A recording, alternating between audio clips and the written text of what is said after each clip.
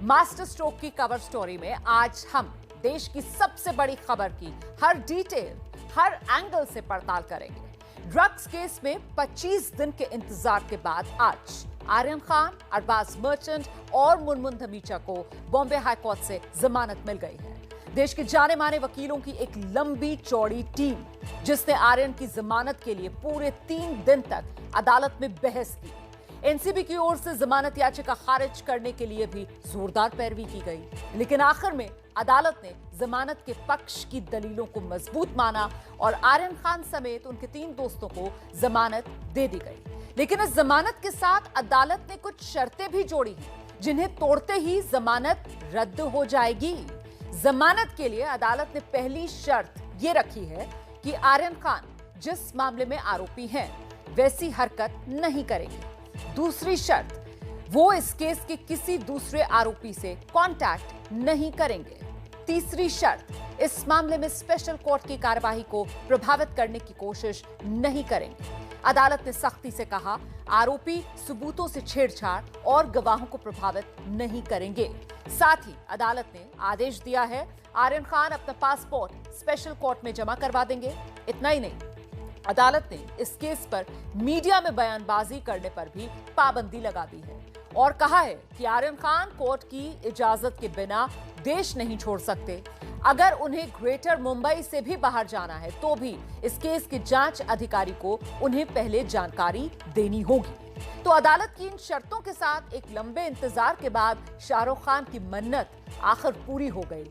इस मन्नत के पूरा होने का इंतजार शाहरुख खान का परिवार कितनी बेसब्री से कर रहा था, ये जमानत का आदेश आने के बाद मन्नत की तस्वीरें देखकर साफ हो जाता है।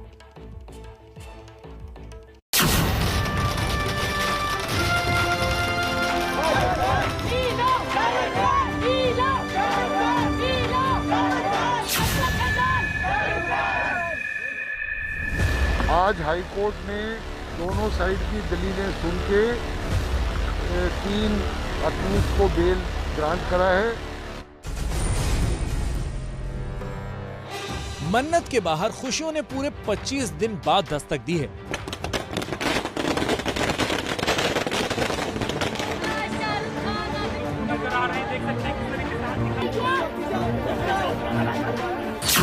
पूरे 25 दिन बाद शाहरुख खान के बेटे आर्यन को जमानत मिली है। तीनों ने कोर्ट के सामने अर्ज की थी, तीनों छूट गए हैं।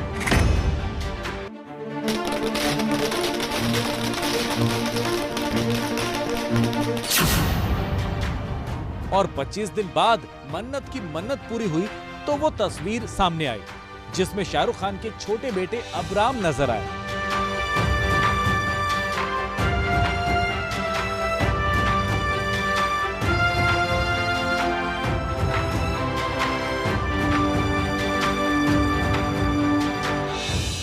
अबराम की उम्र बेहद कम है, लेकिन उन्हें इस बात का पूरा इल्म होगा कि उनके भाई आर्यन बहुत जल्द उनके सामने होंगे और इसीलिए वो अपनी ये खुशी लोगों से साझा भी कर रहे थे। हाथ हिला हिलाकर लोगों का अभिवादन कर रहे थे। आर्यन खान की जमानत की खबर जैसे ही सामने आई, शाहरुख खान के घर के बाहर लोगों की भीड़ जुटना शुरू हो गई। लोगों को इंतजार था उस पल का कि शाहरुख के परिवार से कोई बाहर आए, क्योंकि खुशियों के मौके पर शाहरुख ऐसा करते हैं। 2 नवंबर को शाहरुख खान का बर्थडे होता है। उस दिन आमतौर पर वो लोगों के सामने आते हैं और इसी टेरेस पर खड़े होकर वो लोगों का अभिवादन स्वीकार करते हैं, उनसे अपनी खुशियां बांटते हैं। आज मन्नत में कुछ वैसी ही खुशियां आई हैं। पापा शाहरुख खान के बर्थडे से कुछ दिन पहले ही बेटे आर्यन को जमानत मिल गई है। शाहरुख के लिए ये जमानत किसी एडवांस बर्थडे से कम नहीं। आज शाम जैसे ही आर्यन खान की जमानत की खबर आई, अचानक मन्नत के बाहर हलचल तेज हो गई। आपको दिखाते हैं उस वक्त की तस्वीरें जब आर्यन की जमानत की खबर मिलते ही लोग मन्नत के बाहर इकट्ठा होने लगे। तो यहाँ पर देखिए एक सड़क की तस्वीर हम आपको दिखा रहे हैं, दूसरी तरफ यहाँ पर देखिए ये गाड़ी का मूवमेंट जब भी होता है तो यहाँ पर हलचल बढ़ जाती है और बहुत से लोग अब धीरे धीरे यहाँ पर पहुंच रहे हैं। निश्चित तौर पर उनकी निगाहें टिकी हैं मन्नत की ओर कि क्या कोई बालकनी में आ सकता है या कोई शुभचिंतक, परिवार का शुभचिंतक या बॉलीवुड का कोई अन्य सितारा यहाँ पर आ सकता है। दरअसल ये जो पूरा परिसर है बैंड्रा का, बैंड स्टैंड का, यहाँ बॉलीवुड के कई नामी सितारे रहते हैं। बहुत सारे लोग जो शाहरुख खान परिवार से बहुत लगाव रखते हैं वो यहाँ आसपास के घरों में रहते हैं, तो वो भी मिलने आते हैं। तो लोगों की निगाहें होती हैं कि कोई भी गाड़ी का मूवमेंट हो तो वहां पर एक सेलिब्रिटी हो सकता है, इसलिए भी लोगों की भीड़ है यहाँ पर आर्यन खान तो निश्चित तौर पर कल ही आने वाले हैं। कुछ ही देर के भीतर बांद्रा में शाहरुख खान के बंगले मन्नत के बाहर प्रशंसकों का बड़ा जमावड़ा लग गया। ये फैंस अपने साथ पोस्टर और पटाखे सब कुछ लेकर आए थे। देख सकते हैं वेलकम होम प्रिंस आर्यन लिखा हुआ है बैनर पर। यहाँ पटाखा फोड़ रहे हैं और ये देखिए पटाखा मन्नत के गेट के ठीक बाहर पटाखा फोड़कर जश्न मनाया जा रहा है। ये मुंबई के मन्नत की तस्वीर है जहाँ पर पटाखे फोड़कर आर्यन खान के जमानत पर खुशी जाहिर की जा रही है। ये बैनर के जरिए क्या संदेश देना चाहते हैं? वेलकम कर रहे थे सबसे पहले आर्यन खान को। क्या मानते हैं आपकी वो उन्होंने ड्रग्स में उनका क्या इन्वॉल्व नहीं, आप ऐसा मानते हैं? बेल हो गया, खत्म, कुछ नहीं था। इंतजार कर रहे थे आर्यन को जमानत मिले? हम तो बहुत जिस दिन से आ रहे हैं, हम जिस दिन से इंतजार कर रहे हैं वो आए। हम तो मतलब यही था कि बस छूट जाए, हमारी वही खुशी है। हम उनको अपनी फैमिली मानते हैं, हम हमेशा उनको सपोर्ट करते हैं। हमारी दिवाली, ईद, सब कुछ हमारे लिए आए। शाहरुख खान के इन प्रशंसकों का जोश आसमान में था। कुछ प्रशंसकों ने शाहरुख का गाना भी सुनाया। तो आप लोग देख सकते हैं कि कितनी खुशी है तमाम फैंस में। हम पूछेंगे इनसे कि इस वक्त शाहरुख खान का कोई डायलॉग याद आ रहा है, इस वक्त कोई सुनाना चाहेंगे? किसी चीज हार के जीतने वाले को बाजीगर कहते हैं। कोई गाना शाहरुख खान का इस वक्त मन में आ रहा है? जब तक जहां में सुबह शाम है तब तक मेरे नाम तू, जब तक जहां में मेरा नाम है तब तक मेरे नाम तू। 30 साल के आर्यन खान ड्रग्स केस में 25 दिन तक पहले एनसीबी के शिकंजे में रहे, फिर सलाखों के पीछे आर्थर रोड जेल में। जमानत मिलने के बाद भी सलाखों से बाहर आने के लिए अभी उन्हें 1 या 2 दिन और इंतजार करना होगा, क्योंकि अभी कागजी कार्रवाई पूरी होनी बाकी है। लेकिन अपने बेटे को सलाखों से बाहर लाने के लिए शाहरुख खान ने पूरी ताकत लगा दी। देश के बड़े बड़े वकीलों को अदालत में उतार दिया, जिनकी दलीलों के बाद बॉम्बे हाई कोर्ट ने जमानत का फैसला दिया। इस फैसले तक पहुंचने में अदालत को 3 दिन लगे और इन 3 दिनों में अदालत में क्या कुछ हुआ, किन किन दलीलों के आधार पर यह जमानत का फैसला हुआ, समझने के लिए देखिए मास्टर स्ट्रोक की यह स्पेशल रिपोर्ट।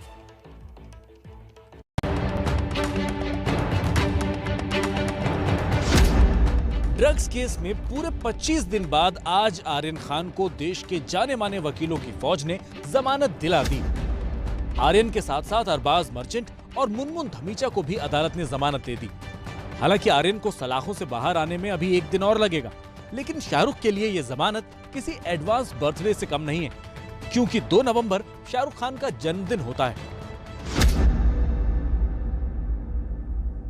आज हाईकोर्ट ने दोनों साइड की दलीलें सुन के 3 अक्यूज को बेल ग्रांट करा है। Aryan Khan number 1, Arbaaz Merchant number 2 and एक लड़की है उसका नाम है मुनमुन धमेचा। उन तीनों को आज हाईकोर्ट ने बेल दिया है। पक्का डिटेल्ड ऑर्डर कल मिलेगा और मुझे उम्मीद है कि ये तीनों अक्यूज जो हैं ये कल या शनिचर तक बाहर आ जाए। अदालत में आर्यन खान की ओर से पैरवी करने के लिए वकीलों की जो टीम उतरी थी, उसके नायक मुकुल रोहतगी ही थे, जिनकी जिरह के आगे अदालत ने एनसीबी की दलीलों को कमजोर पाया और आर्यन खान को जमानत दे दी। आर्यन के पास से ड्रग्स भी बरामद नहीं हुई है, इसलिए गिरफ्तारी गैर कानूनी है। आर्यन खान ने पहली बार ड्रग्स नहीं लिए। हमारे पास इस बात के सबूत हैं कि वो ड्रग्स उपलब्ध करवाते थे। हमने कॉन्शियस पोजेशन के तर्क दिए हैं। अगर 2 व्यक्ति एक साथ हैं और एक के पास ड्रग्स मिली तो पहले पर भी मामला बनता है। आर्यन ड्रग्स का कोई खरीदार नहीं है, उसे क्रूज पर बतौर मेहमान बुलाया गया था। चैट में कहा गया है कि वो वहां ब्लास्ट करने के लिए जा रहे थे। चरस को क्रूज यात्रा में सेवन के लिए लिया गया था। वो अरबाज के पास था और ये आर्यन के सेवन के लिए भी था। ये उन दोनों के लिए था। एनसीबी ने यह साबित नहीं किया कि आर्यन ने ड्रग्स का सेवन किया था। आर्यन और अरबाज बचपन के दोस्त हैं। वो एक साथ वहां पहुंचे थे, एक ही कमरे में रहने वाले थे। जहाज पर 1300 लोग थे और आर्यन और अरबाज के बीच ही कनेक्शन था। जिस साजिश के खिलाफ आरोप लगाया गया है, यहाँ कोई साजिश थी ही नहीं, क्योंकि कोई किसी को नहीं जानता। एनडीपीएस के तहत जमानत पहली नजर में मामले की प्रकृति के आधार पर दी जा सकती है, लेकिन जमानत कोई नियम नहीं है। 6 ग्राम के लिए कॉन्शियस पोजेशन कैसे हो सकता है? उनका तर्क है कि संयोग नहीं होने के कारण ये एक साजिश है। साजिश का अनुमान से कोई लेना देना नहीं है। अदालत में 3 दिन तक इसी तरह बहस का सिलसिला चला, लेकिन तीसरे दिन हर पक्ष को सुनने के बाद अदालत इसी नतीजे पर पहुंची कि आर्यन, अरबाज और मुनमुन जमानत के हकदार हैं। हालांकि सभी को सलाखों से बाहर आने में अभी 1 या 2 दिन और लग सकते हैं।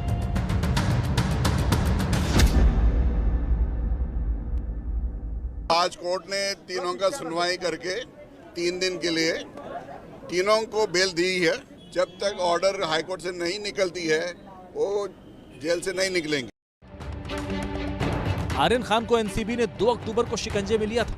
इसके बाद से ही ये मामला कई उतार चढ़ाव से गुजरते हुए 25 दिन बाद जमानत तक पहुंचा।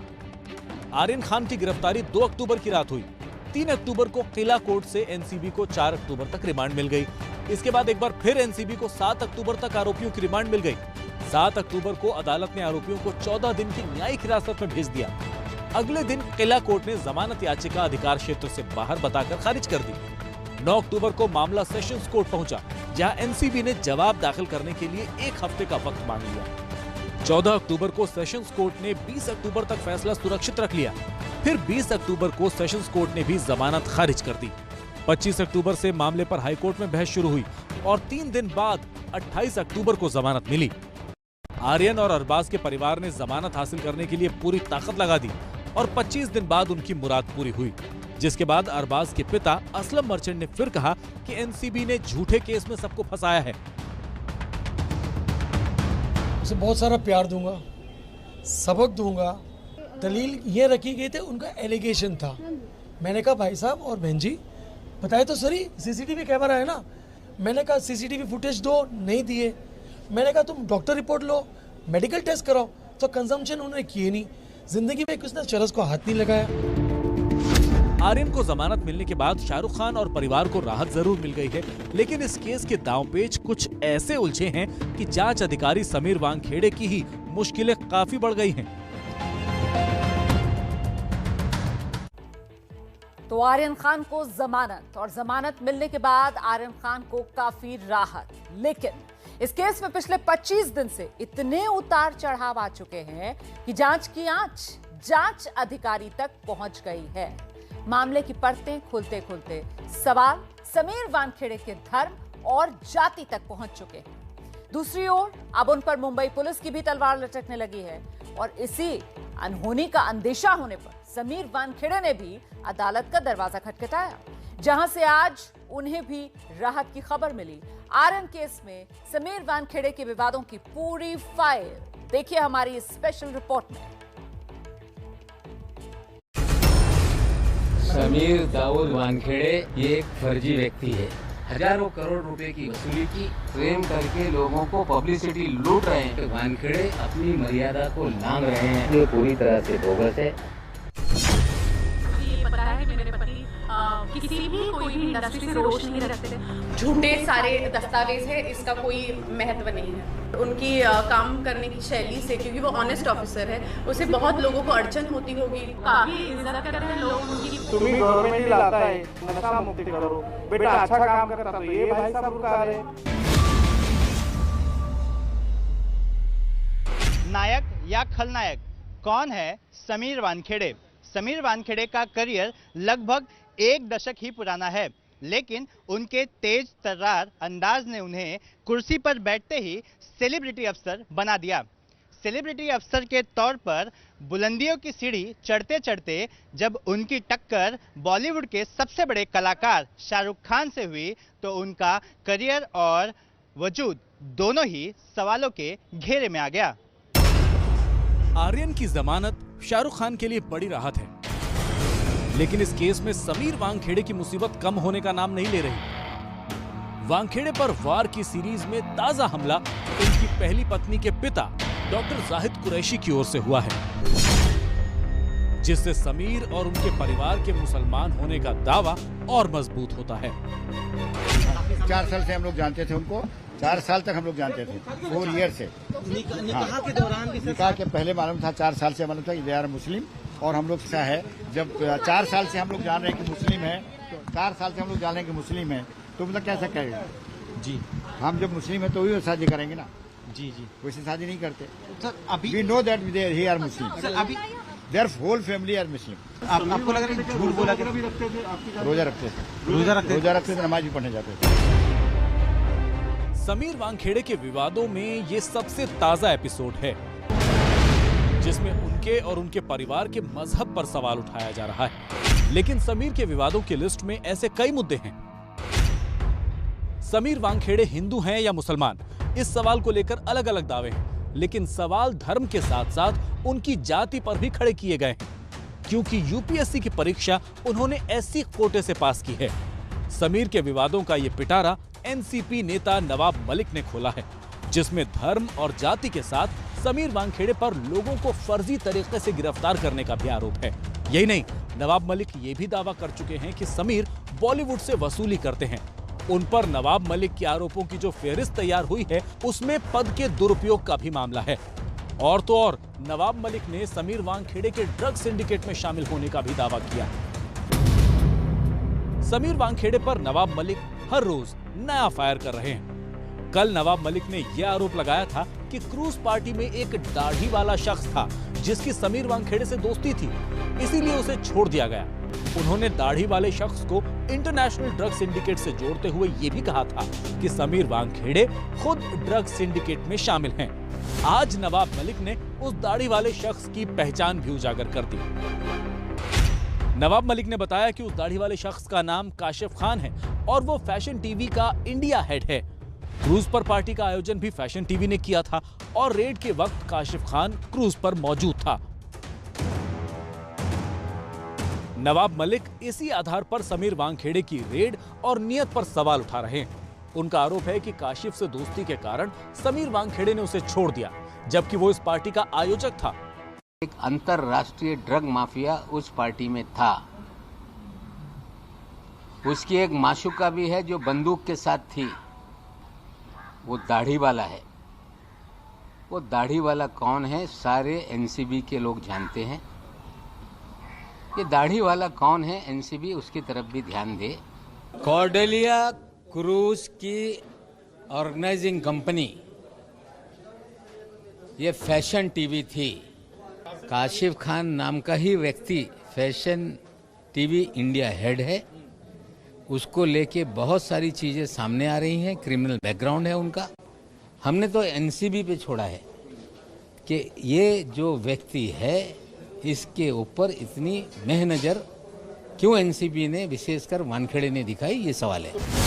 समीर पर लगे आरोपों की शुरुआत सबसे पहले एक तस्वीर से हुई थी, जिसमें एनसीबी के दफ्तर में एक शख्स आर्यन खान के साथ बैठा था।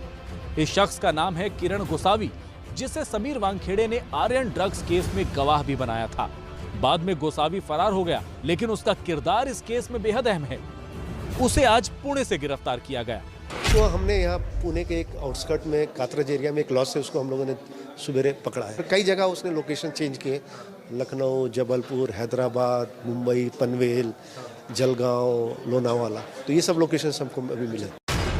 किरण गोसावी अपने बॉडीगार्ड प्रभाकर सैल के आरोपों से सवालों के घेरे में आया, जिसने ये दावा किया कि किरण गोसावी समीर वानखेड़े के लिए शाहरुख खान से वसूली कर रहा था।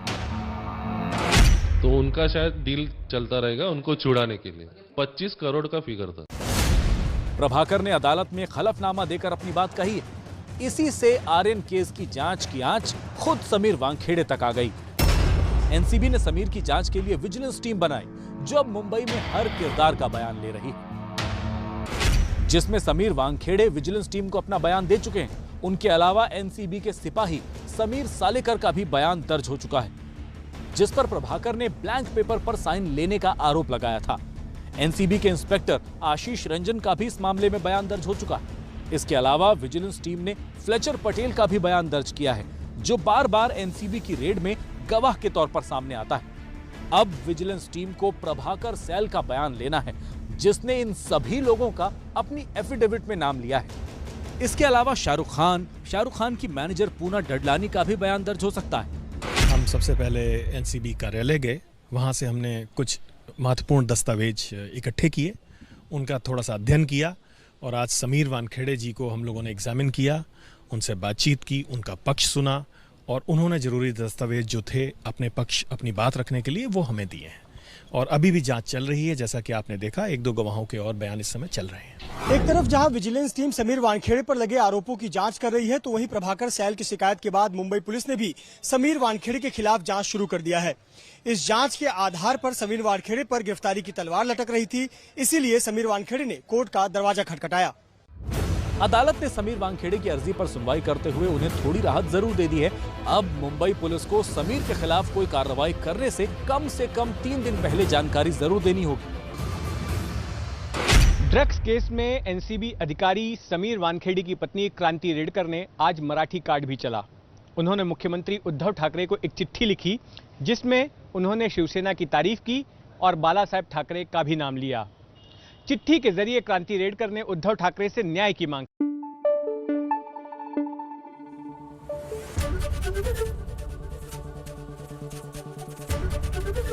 एबीपी न्यूज आपको रखे आगे।